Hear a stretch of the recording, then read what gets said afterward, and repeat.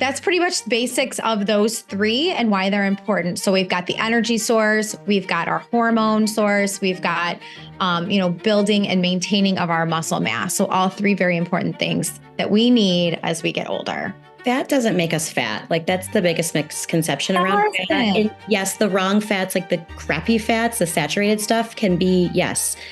You just shouldn't be eating those things anyway. Hi, Youth Fuel Life community. I'm Kelly, one of the lead health specialists here at Youth Fuel. And today we're going to be talking about macros. What are they and how much of them do we need? So today we're here with Anne-Marie Wakula. She's a metabolic restoration fitness and nutrition coach and CEO of Body Amplified. Tell me a little bit about Body Amplified. Absolutely. Yes. Thank you for having me today. Body Amplified is a lifestyle transformation community, and we focus on macronutrition, movement, mindset, and fixing people's metabolism, all through, fitness and nutrition, workouts, and macros. All awesome stuff. So you're just full of all the great knowledge, which is why you're actually going to be seeing Anne-Marie on a lot of our different talks throughout our community, because she does know a lot of our stuff and we all want to know more. But today is macros. So let's dive into it. So what are macronutrients? Just simply stated, it's the nutrients that we need in order for our bodies to function properly. And we get them through protein, carbohydrates, and fat. So I feel like there's a lot of buzz around macronutrition right now. Basically, it came from more of like a bodybuilder's type diet. Not to say that that's our goal, that we all want to be bodybuilders, right? But bodybuilders focus a lot on those three macronutrients in order to build and maintain muscle mass while they're dieting, to get all of their energy and to help their hormonal health. I love that. And there is a lot of buzz around that right now. And not necessarily, we're not doing the bodybuilding part, but why exactly it's so important just to understand them and what we need for everyday men and women as well. So, and to live our best lives, because that's what we're all about. So what do protein, carbs, and fat do for the body? So let's start with protein. I mentioned that was a huge focus of macronutrition. Basically, protein supports our muscle growth and helps repair our muscles. So as we age, our muscles start to deteriorate. So we want to support and keep the muscle mass that we have, but also grow it if we can. So getting enough protein in our diet is very important in order to be able to do that. So it's the essential building block for repairing our muscles. So we've got that. And then we have our carbohydrates, and that's our quick energy source. So, you may see people of our favorite sources, let's be honest. Yeah, absolutely. And we can talk about the foods that are in these categories just to be clear in a second, right? But it provides energy for us, and it's broken down in our bodies through glucose. It helps fuel our exercise. It helps with brain function too, which is, very key to staying focused. All of our cognitive function and mental alertness comes from getting carbs. And then it helps prevent the breaking down of protein, believe it or not. And it's really important for digestive health because, we get a lot of our fiber sources from protein, fruits, vegetables, whole grains, beans. So very important to have carbohydrates in our diet. And then the third is fat. So fat works as a hormone precursor. So it provides the building blocks needed for synthesis of hormones. So think of fat hormones. All right. Certain hormones like cortisol, we talk about that stress response, cortisol, estrogen, testosterone, progesterone, they rely on fat in order to produce. So very important that we have this in our diet.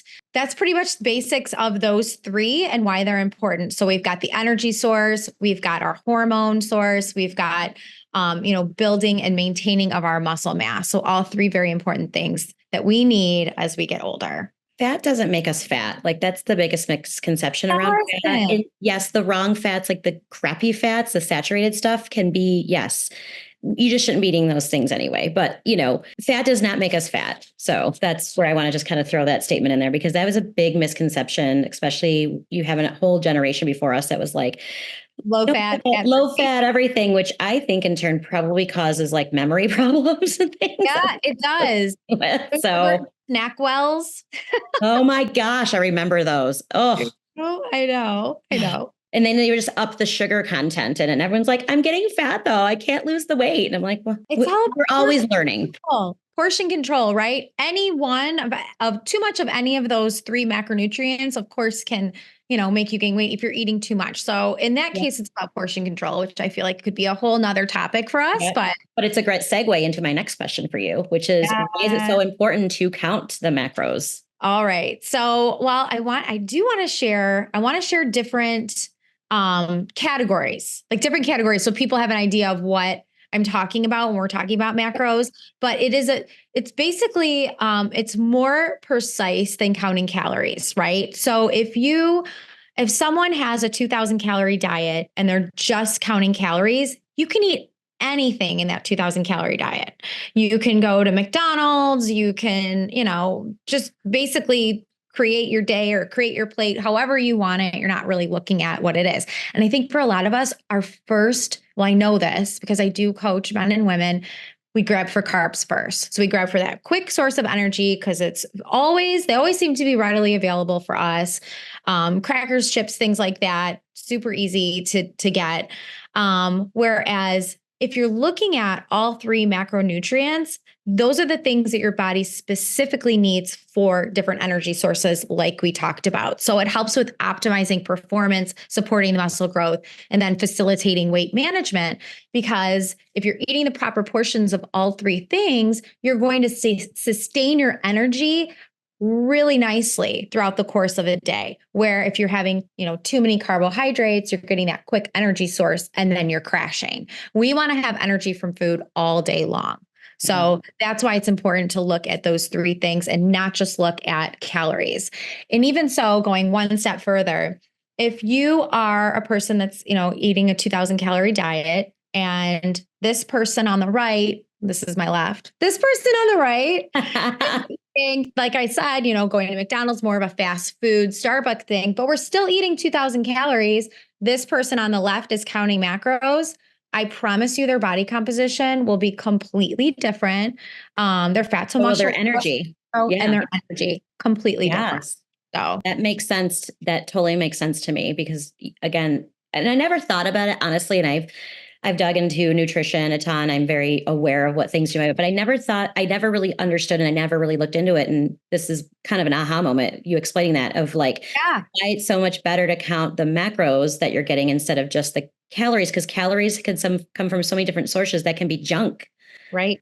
The person that's counting the calories for McDonald's and Starbucks, and I know they're always our sacrificial lambs. We talk so negatively about them, but their stuff is junk. You're not going to get the same energy and the same body composition, which is huge, than from the actual counting the protein, the carbs, and the fats that we need. So, and then you'll see, you may have heard of If It Fits Your Macros. There's a book out there, and that's a similar mentality or philosophy, is kind of like being able to eat the fast food and stuff. Like if it fits, I made it fit, even though I ate kind of junky food. That's also important to consider because food quality is huge. So in macronutrition, I teach an 80-20 flexible balance where 80% clean whole foods. And then that 20% is life, right? Because more fun and yep. You have to allow yourself. And we say that when, especially our weight loss journey clients, and we talk to them, I gave them a little cheat sheet and I'm like, eat the 80-20 rule. Like you want to be able to enjoy stuff because once you tell your brain you can't have, you're going to want it more. In some cases, people are like that, right? They're just like, oh, but why I can't, so it's also psychology of it too. It's also fun, but also to your point of being, I'm sure some of you have heard of skinny fat, right? So they've lost the weight, but they're eating like crap food, but not enough of it. But then they just don't have, and that can go on a whole nother topic of what you're not doing exercise wise and stuff like that. So we're going to save that for another topic. You will see Anne-Marie on a few other times here in our community. So get used to that face. So we went over and we went into counting macros versus counting calories and why that's so important, which was the perfect segue into that. So this is a resource that I created for my clients that helps them teach or helps them learn how to build a balanced plate, because there's a lot of confusion on what is a carb, what's fat, what has carbs and fat, what has protein and fat. So that's one of the things as you're adopting this new lifestyle, you learn what food is what, and each food that you consume is under a category. So this helps you learn how to build your balanced plate. So for example, we have a list of carbohydrates. It's new to a lot of people that fruits and vegetables are carbohydrates. They're great to eat, but we also have oatmeal. We also have pasta, jams and jelly. They have sugar in them. Those are carbs. So here is a list. If you're watching this, you can totally take a screenshot of it. And, it gives you an idea of what is just a carbohydrate. Then I have a list of straight protein, right? So things like tilapia, cod, egg whites. It's important to know that egg whites, that's protein. When you add the yolk, that is protein and fat, because the fat is actually in the yolk of the egg. So if you're looking to get more protein in your diet and you don't want to have a lot of fat, you're going to want to remove the yolk from the egg and just use the egg white. That's a great point, because I think there's a lot of mystery around that too. Why people, like, you'll see on the menu, even if you go out to eat, like, for breakfast, it's an egg white omelet, and I'll be honest, like, as much as I do know about nutrition, I really didn't realize there was just more fat with the egg yolk. I'm just like, give it all to me, because I love the fat and I love the protein of it. But also, if you've already had fat somewhere else, are you planning on having fat somewhere else? Then that's such a good point. I love avocado or guacamole on my omelets. So I will omit the yolk, use the whites, and then I'll put the avocado on top. So I don't have double the fat for that meal. So that allows me to have, more fat throughout the course of a day. Great idea. But also avocado is a different type of fat, which is also great brain food as well. So it's really, we could dive deeper into that, but it's the whole world of food when people get their eyes open to it and what things actually do to your body is just fascinating. And I hope everyone in the community, that's why you're here, you're fascinated and want to learn more, right? About even just the basics of what a fat is compared to different types of fats, which I kind of mentioned earlier. But so, all right. I wouldn't want to say most of the fats here are healthy fats, because we've got the chocolate. I mean, dark chocolate's good for you, right? Yeah. Dark chocolate, you've got a little. Yes. Dark chocolate has the polyphenols in it that are really good. That's what coffee, my little. Oh yeah. Marie told me she loves coffee, but it doesn't have to have caffeine in it. For all you weirdos out there, I'm going to nicely call you weirdos, but yes, you're getting your polyphenols, which are in red wines, in coffee, chocolate. Like, those are so good antioxidants for your body. So yeah, absolutely. Dark chocolate is good for you. I'm going to say it. I agree. I have a piece of chocolate every day. That's part of my 80-20. So be it. It's part of my life. But yeah, these are just the different categories that foods fall under. If you're looking for something if you're looking for carbs and protein, lots of different ideas down here. You've got the protein in the non-fat yogurt, the carbs in the fruit. So again, little cheat sheet for you. And a great, like you said earlier, not to interrupt, but like, take a screenshot. I mean, you guys, everyone in the community has access to this, in our community.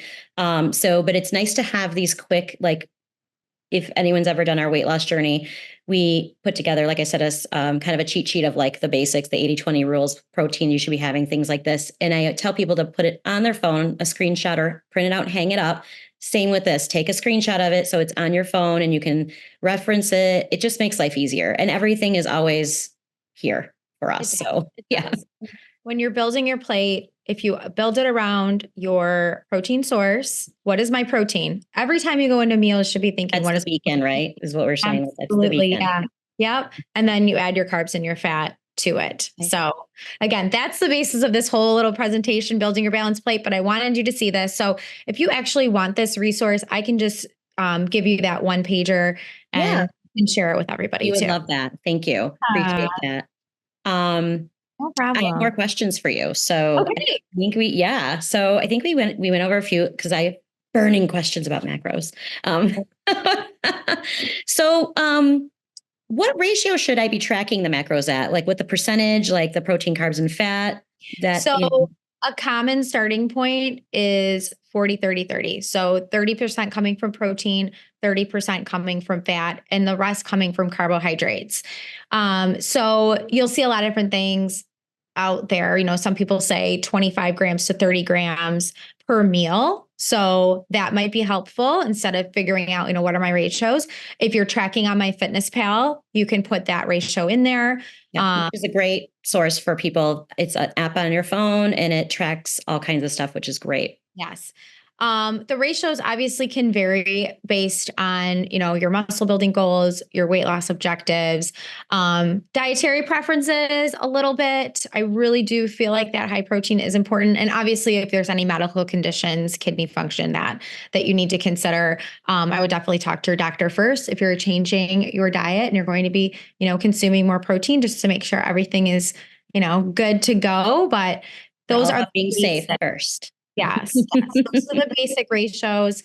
I usually start my clients at 0.8% of their body weight for protein. So I'll just take their body weight and multiply it times 0.8 and see what I come up with.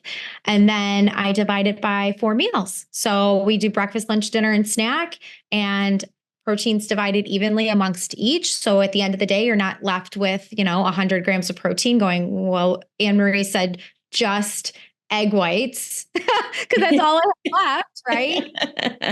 Dinner. That's all I get.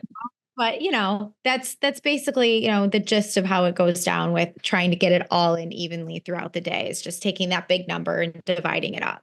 Perfect. That again, making things easier. And also, we all want easy and we'll stick to it if it's a little more easier and a basic ratio and food for thoughts. Like those are, you already know, you've coached so many people, so how our brains work. I mean, the tip that I provided about breaking it up evenly amongst each meal, breakfast, lunch, dinner, and snack, or breakfast, lunch, and dinner, it is really helpful. That's a key tip because I'll even take it for clients and I will do the math for them. Like, okay, you have 25 grams of protein in this meal. You've got 40 grams of carbs. You've got, 5 grams of fat. So go and build this plate. Or, if you're just starting and we're not weighing and measuring, because that's a huge component into macronutrition is actually weighing and measuring if you're not using the hand method.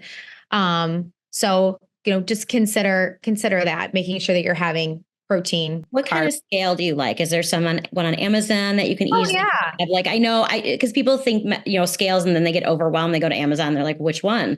Is there a certain one that's, relatively good, inexpensive, small for the counter, like, is there, maybe we can find that, or I don't know if you know off the top of your head, but. I recommend the Renpho food scale. So it's RENPHO and you can find it on Amazon. I believe it's like $13. Oh, perfect. Yeah, I measure everything in the scale in grams. So it's very simple to just put your bowl on it, zero it out, start adding your ingredients. Well, as I confessed before we started taping that I don't weigh stuff. I used to, my mom used to as a type 1 diabetic, but I don't do it as much anymore. And I can kind of eyeball, but like, I just figured out talking to you, I need to scale again. You can do that. Or, for some people, it is overwhelming to start with that. So portions you can measure on your hand. The size. This is like a cup or is palm of that's your protein source. So the palm of your hand outside of it, that's about 4 to 5 ounces of protein. And then the center cup, this is sad. Oh. The center cup is carbs. That's your carb portion. I'm telling you, measuring out things like rice is eye-opening when you're like, oh, wow, that's a portion. So yeah, center cup of the palm of your hand. And then your thumb is about the equivalent to, fat. Proper 5 grams of fat. Yeah. So talking about rice and pasta, and we can dive into that another time, but like I will tell you, when people love their rice and pasta, as a type 1 diabetic, and I constantly have, a continuous glucose monitor on, so I know how it affects our bodies. It skyrockets your blood sugar, which makes your pancreas secrete insulin, which insulin tends to store fat on us a lot faster and more. And so that's where I will tell you, I know exactly what it's doing to our bodies. I mean, people that don't monitor their blood sugar constantly won't necessarily know that, but it's very eye-opening when you actually have one of these and you see for hours it affects my blood sugar too. It's not just, I have to give myself so many units of insulin. And for all the don't know, type 1 diabetics, we don't produce any insulin. It's not because we overate or anything like that. It's an autoimmune disease, but I literally will have to tell my insulin pump to give me 5 units of insulin, but 50% now, and then break it down over 3 hours. No kidding. Because that's how long. It's a slow burning carb, so it will spike, but it's aggressive, so, but it's a slow burning carb, which is great, because that's why I think it is good for when you're eating healthy and stuff like that, but you really have to watch it. Like, it's not a big portion, like you said. People are very surprised at that. That is really interesting. Yeah. And we can talk more about that another time too, like for me, and knowing that for your own clients, because again, type 1 diabetes is one of the things you don't choose. And it does, it's one of those, but one of the positive things of it is I can see exactly what those things are doing to my body, like especially carbs and protein and what they do and how they break down. Interesting. So we can totally nerd on that another time. Insulin. Otherwise, that's where a lot of people get that carb crash, right? So yeah. Also that. The other thing that's tricky about rice and pasta, while you're eating it doesn't feel like you're eating a lot. So we tend to grab for more, right? It doesn't fill you up. And it's a comfort food.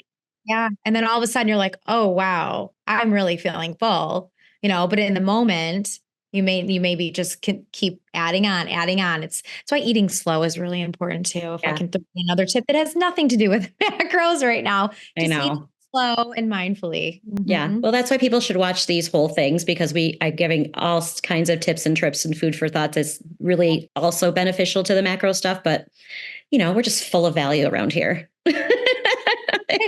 Awesome stuff. Let's get into the next question that I had for you about the macros. And what are the best tips for tracking for newbies, you think? Okay. So first and foremost, like we mentioned, getting a tracker. So downloading a tracking app. Like I use my Fitness Pal. I'll probably mention it a million more times in different presentations that we do, but I just find that it's very user-friendly. So downloading my Fitness Pal and getting really familiar with your portion sizes. When I first start working with a client and they say, I've tracked macros or calories, whatever it might be in my Fitness Pal, my next follow-up question is, are you measuring your food portions? It's really important. So if you're putting it in my Fitness Pal and you're like, I had, 5 ounces of a grilled chicken breast, and I had 1 large banana, and I had, something else, salad dressing, but you're just guessing, that's not very accurate. So most accurate way, again, is to weigh and measure, or at least use the palm of your hand. But if you're putting it into my Fitness Pal, just go the extra step and measure that food out, because we're here because we have goals. This community has goals, weight loss goals, goals to feel better. So if we're putting the effort into it, we need to go, and continue forward with that effort in other ways. So it's not something you have to do for the rest of your life. I think that, is once you start tracking and getting an idea of what portions actually should look like, you continue to understand, when you're going out to eat, what that portion looks like. So I'd say that's very true, what you're saying. And we kind of talked off camera about this. As a young person, as a diabetic, I had to really understand, portions and what they were. And, I could eventually get into just eyeballing them, and you will get there, but it's been a while and I need to touch up now. So that's why I was like, I really do need a scale. Yeah. This, you could always check yourself later, like things are getting hand. So I'm going to go back to, weighing and measuring my food, make sure that I'm on track with where I want to be. So, starting with that, familiarizing yourself with portions, making your meals in advance is huge too. I know you and I touched briefly before that, batch cooking your meals, meal prepping your meals. We're going to have another whole thing on that too coming up with Anne-Marie. We're going to talk about batch cooking and also pre-prepping your meals, because we really talk about that, especially our weight loss journey clients that we have here at Youth Fuel. It's one of the first things we talk about, so that we don't skip and miss things, but we're going to have a whole nother episode on that. So stay tuned for sure. So go ahead. Oh, I was going to say there was one thing that's my biggest problem. What I did want to touch on about that too was, you don't always have to meal prep either. I don't meal prep anymore. People are very busy. I can teach you guys a lot of different ways to not meal prep and still hit your goals. But again, in the beginning, we're familiarizing ourselves with something new. So I definitely say that, doing that. And then the other thing is to plan your day out backwards. So if you're using my Fitness Pal, plan your dinner first, because there's nothing worse, like I said earlier, at the end of the day, being stuck with just protein and eggs. anything else left. Right. Right. So you know what? I'm going to plan my non-negotiables. Today, I know that I'm going, I'm going to have a couple pieces of chocolate after lunch because that's what I do. Number one, that's going in my Fitness Pal. I'm going to make sure that I have dinner planned in there because it's taco night and I'm having, my couple tacos with my tortilla wrap and some cheese, whatever that might be. And I'm going to have a glass of wine. So all of that goes in my Fitness Pal, and then you can plan the rest of your day according to what your non-negotiables are. This is a perfect segue into my next question too, which was, can I still go out to eat and drink alcohol with my family? Which, planning your day backwards, actually, dinner is usually when we tend to go out to eat more and make the choice of having some wine or a vodka soda or, those types of things. And how are we planning that into measuring with our macros? Just like I said, looking at the menu ahead of time, like planning ahead for these things and putting it in. And in this case scenario, you're going to be using more of a hand portion. Looking at your plate, I like to ask for a carry-out container when my dinner comes because we know that most restaurants that we go to are giving us 2 to 3 times the amount that we really need. You may get 2 chicken breasts when you only need 1 if you're a female. You don't need to eat both chicken breasts or, again, like we talked about portion of rice, you can get a huge amount of rice. Like Chipotle, for example, will put a huge scoop of rice. So if you take that carry-out container, portion it out, half of it, close it, put it on the side, you're not going back to that, So that's good. That in itself, if you go out to eat often, cutting your meals in half will be a huge change for you. That's another thing about too, going out to eat. And it's not that it's bad, and we enjoy going out to eat. We live right downtown Main Street here, and we have some great restaurants, but it's very convenient. When restaurants cook, and even some of the healthier restaurants or whatever, they still add extra things and butter and fats and stuff that, again, that make things taste good, and even salts or sweet. Some things they add sugar to make it, more tasty.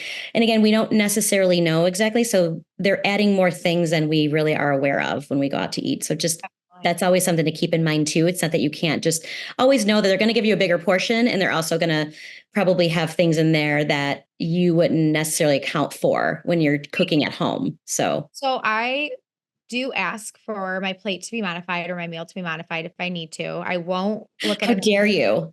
Fried chicken. I won't, I know that that's not in line with my goals. So you have to look at the menu and say, what's in line with my goals? Yep. If it's like some type of barbecue glazed salmon, I may just ask for the salmon with the glaze on the side. So I really try to stick to meal components that I can control. And I like what you just said. What is in line with my goals? Because the moment we start saying, what can I have? Or, what can't I have? Like it's all in the psychology. What is in line with my goals? Because remember, you're eating, and this is a lifestyle change too.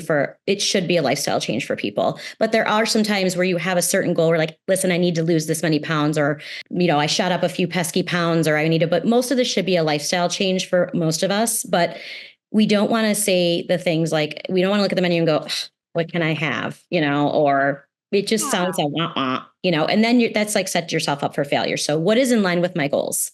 Right. I love that. Food is delicious without the extras, steamed vegetables, the taste of, once you start getting used to those extra, like taking those extras out, like the butters and the oils and things, you really appreciate the flavor of the food. It's just as good as having all those extras, and depending on how often you eat, obviously, if it's eat out, if it's a special occasion, a birthday, something, you're going to this amazing restaurant, experience the restaurant. Yes.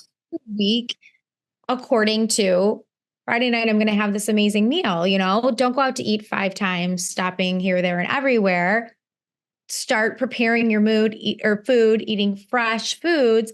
And then that Friday, when Friday comes along, it feels really good to be able to partake in that when you've done so many other changes throughout the course. It tastes better. Yeah, it does. A really good meal tastes even better. It's like that little reward for that dopamine in your brain. 100%. That's hitting that. Yeah. I have one last question, and I think I'm sure we covered this but I always like to ask specific questions when people are watching this, that they want to fast forward and be like, oh yeah, that I was wondering about that. How do we get enough protein? And how can we supplement? And I know that's always a problem for me. I love protein and I always try to reach for that first. I've been a long time doing like cyclical ketosis and stuff like that. Just works better on my blood sugars. But how do I get enough into it? And can we supplement it? And suggestions on good supplements or powders? Like a little bit ago, we mentioned this. So making sure that we've got protein at every meal and creating your plate based on the protein option. So every time I'm going to, make a meal for myself, breakfast, lunch, dinner, what is my protein at this meal? So that's number one. Number one. Everything else should come alongside of it. The carbs come after that, the fat comes after that. What is my protein in every meal? If you're doing that, you're going to get more protein in automatically. Because again, now we're not grabbing for cereal and oatmeal in the morning alone. We're grabbing for our protein serving, and then maybe we're having a little bit of that on the side. Okay. And what about supplements? Like, what do you think? There's whey powders and protein powders and all that stuff. So what do you think about those? And should we be because sometimes people aren't hungry in the morning for eggs and bacon or whatever, or chicken breasts. Like I know I've done that in the morning, but like I just need to grab and go. And so supplements should be a sometimes food, in my opinion.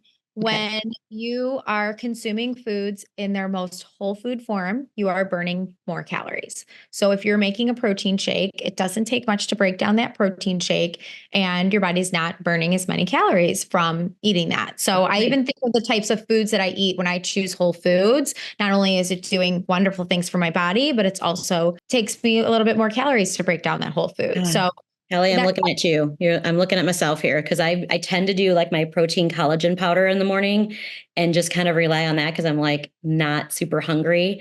But I think too, to your point, once we actually start eating those whole foods and making the time and eating those, we will be hungry and our metabolism will stay running higher, and which is burning the calories. So, yeah. And then you said collagen. So collagen protein isn't a complete protein. Right.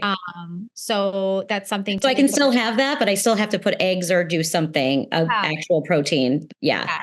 Because girl, we need to, that collagen helps that skin. It does. Yeah, totally. Because as we're, getting a little age, we need to, especially if people are on a major weight loss journey, you've noticed it with some of your clients, they start to really lose the weight, but like the collagen is really something that is what's causing even more of the sagging of the skin or the, more wrinkles. So that stuff isn't, well, it's not just important. It's collagen's important for your gut biome. Collagen's important for your joints, to keep lubricated and keep working. So yeah, I need to just, I know what I need to do. I know. That's okay. I know. It's like, okay, just do it today. Wake up and do it. Yeah. Yeah. I know a lot of things about nutrition, all this stuff, and I want to be real with people. Like that's why we have these experts on. But like, I literally can take a lot of these things you're saying too, and be like, I know this, and I just need to do it, or I didn't know that, and yeah. So because we're all just real people, just trying to do the things the best we can, and incorporate it all in. But we also have the experts on that are really being like, listen, this is what you need. I have one more thing about protein that I see a lot that I want to like kind of dip in here. If you are supplementing with protein, please do not supplement with multiple supplements. So that means I can only get my protein in when I have Quest protein chips and this protein shake and this protein bar. All fake protein. Yeah, I do know that. Yeah. That's a big thing to point out to people, because you do see, you see even athletes and people on the go, and, I used to be, I'm a very busy realtor back in my, I've had multiple lives, and that was one thing. It's a grab and go, and you put and it's like you said, it's okay for sometimes, but it really shouldn't be your everyday staple, because that stuff ends up being a lot of things in it that are junk. Right. And convenient and faster is not the best way usually. Absolutely. Unfortunately. Yeah. And if you want to know if you're having good quality protein in a supplement or in anything, there's a great app. It's called Yuka, Yuka. It's free. You can download it and you can scan barcodes when you're at the grocery store, and it will tell you what the ingredients are. If it'll rate it on a scale of 1 to 100, 100 being the best. It'll tell you what additives are in it, if they're hazardous or cancerous, and then what a really good alternative would be. Awesome. I love that. I've never heard of that one. I know there's another one out there too that was similar, but Can't remember the name, but that's a great one. I'm going to have to download that too, but IUKA. I love it. All right. I think we've covered everything that we wanted, all my questions, all my burning questions. So there's ever anything you guys want to know or want to get any personal coaching from Aunt Marie, she's amazing. Obviously, she's going to be on in our community talking. We're going to dive deep into other topics, but you can always reach out to her. And how do they get in contact with you, Aunt Marie? Through my website, which is bodyamplified.com, or you can find me on Instagram at Anne Marie Wakula. All right. Thank you so much for being on, and I can't wait for our next talk. It's going to be great. Thank you for having me. This has been great.